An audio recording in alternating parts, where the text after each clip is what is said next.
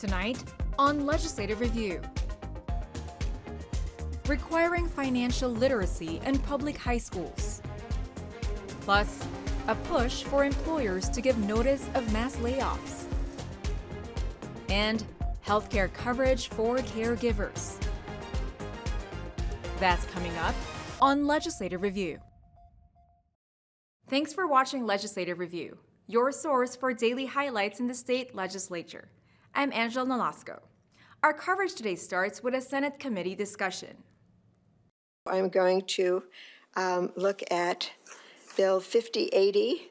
On Tuesday, January 28th, the Senate Early Learning and K-12 Education Committee held a public hearing on Senate Bill 5080. The bill aims to add financial education as a graduation requirement for high school students. Proponents of the bill believe that this will equip students with the skills they need to make critical decisions regarding personal finances, while opponents say that it would overburden high school students. In 2016, OSPI adopted financial education standards at the legislature's direction. These included spending and saving, credit and debt, employment and income, investing, insurance, and financial decision-making. If passed, Senate Bill 5080 would require students to meet these to graduate beginning 2033, unless otherwise revised by the State Board of Education. Democratic Senator Javier Valdez, the bill's prime sponsor, said that a majority of states now require financial education, and Washington is not among them. I believe we must prioritize equipping our young people with the financial education necessary to navigate these financial systems to their benefit and avoid the mistakes which all too often become economic burdens and sometimes lifelong burdens. This requirement, I think, would not only help establish a base level of personal financial knowledge for every student, but I believe it would become a career development pathway into family wage jobs, and I think that's a good thing. State Treasurer Mike Pelliciotti spoke in favor of the bill. We're asking, why is this not in the curriculum at my school? They are the ones leading this effort, and it has been particularly exciting to help them kind of move forward and bring this to you today. I am absolutely confident this will be the type of legislation that folks will look at in this session and say, this is where we actually brought the state together, did something that people want, and it's the type of thing where they would say, this is exactly the type of work that the Olympia should be doing. Good morning. For the record, my name is Jeannie Magdua. The bill was opposed by grassroots organization Conservative Ladies of Washington. Only 39.7% of Washington students meet math standards. In light of that fact, it is ridiculous to add yet another graduation requirement that requires a base math knowledge. No one else testified against the bill. During the hearing, the bill also received support from the State Board of Education, the Washington Bankers Association, and various youth and financial literacy organizations. Good morning, everybody. I'm going to call this meeting of the Labor and Workplace Standards Committee to order. Mass layoffs, termination, and relocation. These were topics discussed at a public hearing held by the House Labor and Workplace Standards Committee Tuesday. The bill in question, House Bill 1313, proposes to create a state version of the Federal WARN Act, or Washington Worker Adjustment and Retraining Notification, which requires employers of commercial or industrial facilities to give at least 60 days notice before a mass layoff, relocation, or termination. A mass layoff happens when 50 or more employees are laid off by an employer within 30 days. A relocation is when the entire operation is moved to 100 miles or more away from the original facility.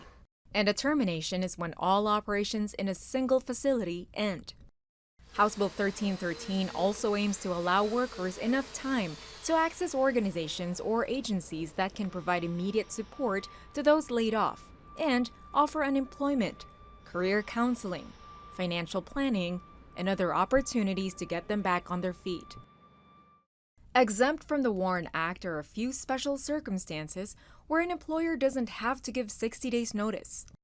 Like if the employer acts in good faith while seeking capital or business, and giving notice of a mass layoff would prevent them from acquiring that business. Or when the layoff, termination, or relocation is caused by a physical calamity, or when all three circumstances are caused by an act of war.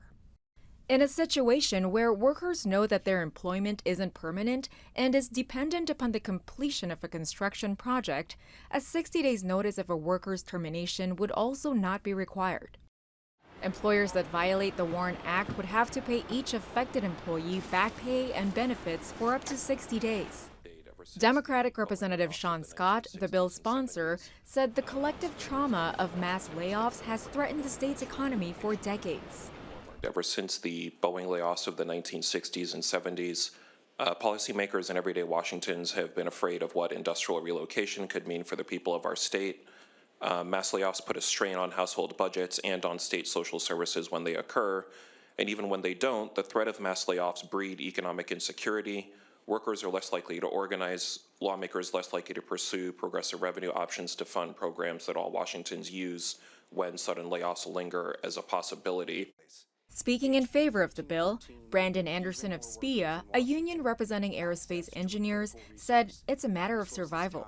HB 1313 will give even more workers in Washington access to a critical resource, and that resource is time. Without adequate notice, workers are left scrambling to pay for their bills, find new jobs, and secure health care for their families.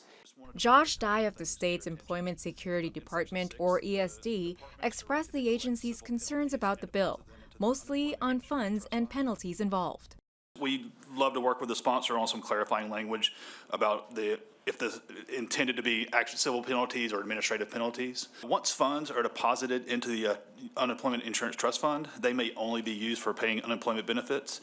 In cases where that money is owed back to an employer, for example, after a successful appeal, it's unclear if the department could refund those out of the trust fund. The full hearing is available to watch on demand on tvw.org. I'd like to now move to the final bill on our agenda today, open the hearing on Senate Bill 5344. A bill that would offer health care coverage for caregivers was also heard Tuesday by the Senate Health and Long-Term Care Committee. Senate Bill 5344 aims to require health care coverage for essential workers by July of next year under the Department of Social and Health Services, or DSHS. Democratic Senator Marcus Riccelli, who sponsored the bill, said it could help address the workforce shortage crisis in the long-term care industry. We know that these folks also have unaffordable plans. What I'm most pleased about is that both WACA and our labor unions have come together to try and put forward something that can work to make sure that we're not leaving people vulnerable. And by funding affordable health care for nursing home workers, we can tackle the root causes of recruitment and retention issues, ensuring that elderly and vulnerable residents receive the care they need.